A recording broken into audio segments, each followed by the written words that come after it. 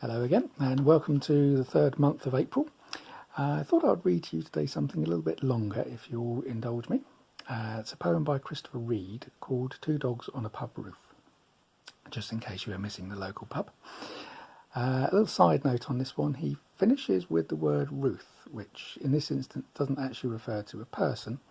It's a fairly archaic term with actually quite a few different meanings, from empathy to pity to remorse, compassion, and I'll let you decide which the author was actually intending.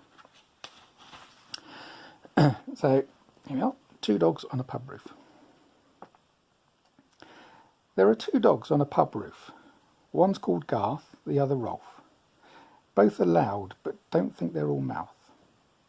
I've been watching them, and it's my belief that they've posted here, not quite on earth, as emissaries of some higher truth it's our job to get to the bottom of. If only we can sort out the pith from the guff.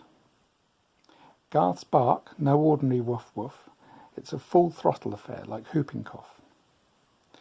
A racking hack that shakes him from scruff to tail in hour-long binges of holding forth on all manner of obsessive stuff. From pigeons and planes to not getting enough to eat and so being ready to bite your head off. He's whipped up in a perpetual froth of indignation on his own behalf. Puff, dwarf, oath, filth, these and such like are among his chief forms of salutation, as he means you, Gov. His whole philosophy, his pennyworth, is all's enemy that's not self, with the provisional exception of his brother Rolf. It's no joke, and you don't feel inclined to laugh. Rolf's even more frightening. His arf arf seems designed to tear the sky in half.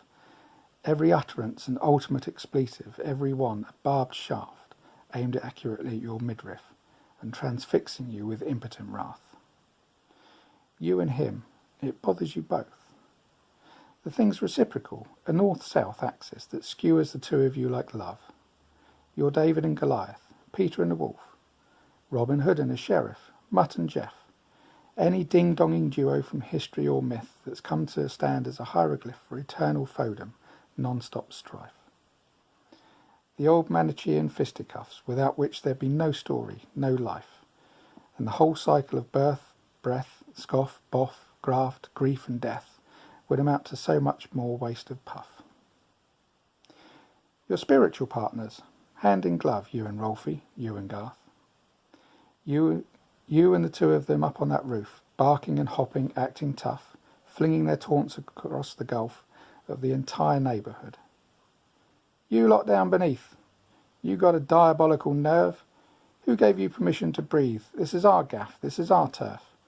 Don't even think of crossing our path if you happen to value what remains of your health. One false move and we'll show you teeth, and so on. Of course that's only a rough translation, but it will more or less serve, being at least the gist of the riff that bores you mad and drives you stiff all day long. Night too. Nights they work shifts. One sleeps while the other faces the brave task of keeping the moon at a safe distance and making sure the stars behave.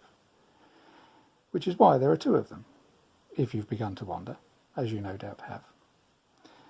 Then sometimes they'll mount an all-night rave. Garth dancing with Rolf, Rolf with Garth, though there's nothing queer about these two psychopaths. And your inevitable wallflower on the shelf, surplus to requirements. Only you can't stay aloof. Like it or lump it, you're stuck with their groove. The joints jumping in every joist and lathe, and nobody is going to leave.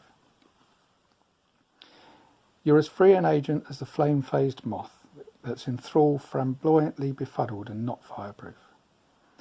You're party to party, however loath. You belong along, your kin, your kith, your living testimony to the preposition with. Your baby, bathwater and bath. So don't dash out with your Kalashnikov and hope to cut a definitive swath through the opposition. Don't throw that Molotov cocktail. Put down that Swiss Army knife. Stop spitting, stop sputtering, don't fluster, don't faff. And don't be so daft, naff, duff or uncouth as to think you're calling anyone's bluff, let alone that of the powers above, by threatening to depart in a huff. They are your world, where you live, And this is what their telegraph of yaps and yelps, their salvos of snuff sneezes, their one-note arias, oath-fests and dog demagoguery, their throes of gruff throat-flexing and guffaws without mirth are meant to signify. And it's all for your behoof. So thanks be to Garth, and thanks to Rolf. These two soothsayers with their one sooth, pontificating on that pub roof. And thanks to the God who created them both, for your enlightenment, and as proof of his ruth.